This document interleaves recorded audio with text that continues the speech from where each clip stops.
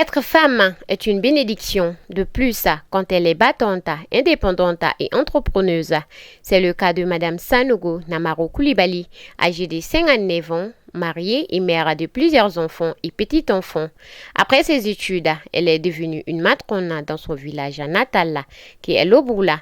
Aujourd'hui, elle a consacré sa vie à l'agriculture en possédant son propre champ et est devenue une transformatrice, car elle a suivi des formations professionnelles dans le domaine.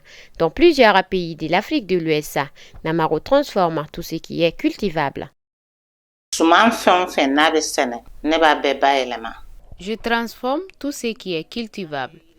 On transforme les qualités, des fruits, des légumes, mais je suis encore plus basée sur le cajou, du fonio, du mil. Transformer la pomme du cajou en jus, en pâte et faire à son noix des croquettes est sa préoccupation. C'est pourquoi elle garde une très bonne collaboration avec plusieurs localités de Sikasso, avec des ONG du Burkina, du Mali, en Côte d'Ivoire. On ne peut tout faire seul. C'est pourquoi dans mon entreprise, je travaille avec 25 femmes et je collabore avec plusieurs structures de transformation. Depuis l'an 2000, nous faisons ce travail de transformation. Madame Namaro nous guide et nous faisons pareil avec elle. Dans notre lieu de travail, nous faisons tout ce que Namaro nous demande. Elle nous traite bien et nous aide beaucoup. C'est en 1984 qu'elle a débuté son projet de transformation et a été reconnue en 2009. Madame Sanogo a été submergée de difficultés dans sa carrière de transformation. C'était vraiment difficile d'avoir tous les agréments, des matériaux et les financements nécessaires.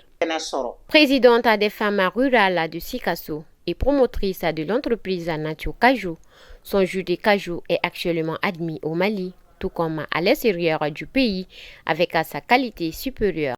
Ce métier m'a permis d'avoir un moyen de déplacement, de construire un lieu de travail, d'être populaire et encore être considérée parmi les femmes leaders.